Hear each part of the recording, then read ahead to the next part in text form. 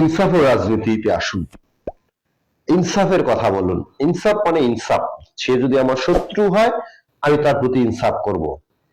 যদি সে আমার বন্ধু হয়, যদি সে ইনসাফের কথা না বলে, মানে ন্যায়ের কথা না বলে, অন্যায়ের পক্ষে থাকে, তার বিরুদ্ধে আপনাদের রুখে দাঁড়াতে হবে। তাহলেই আমাদের বাংলাদেশ, একটা কাঙ্ক্ষিত বাংলাদেশ আমরা পাবো। প্রতিহিংসা রাজনীতি থেকে বের হয়ে আসতে হবে, ইনসাফ ও রাজনীতি করতে হবে। তাহলেই এই বাংলাদেশে উন্নতি সম্ভব। না হলে এই বাংলাদেশ কখনোই কাঙ্ক্ষিত লক্ষ্যে আমরা পৌঁছাতে পারবো না। আপনারা এমন রাজনীতি করবেন না যে কারণে ক্ষমতা শেষ হলে আপনাদের পালিয়ে যেতে হয় দেশ ছেড়ে। এমন রাজনীতি করবেন না। আপনারা উদাহরণ সৃষ্টি করুন যে আপনারা ক্ষমতায় না থাকলেও সবাই যেন আপনাকে ভালোবাসে, এবং যারা ক্ষমতায় যায় তারাই যেন আপনাকে এসে সান্ত্বনা দেয় যে না, ঠিক আছে।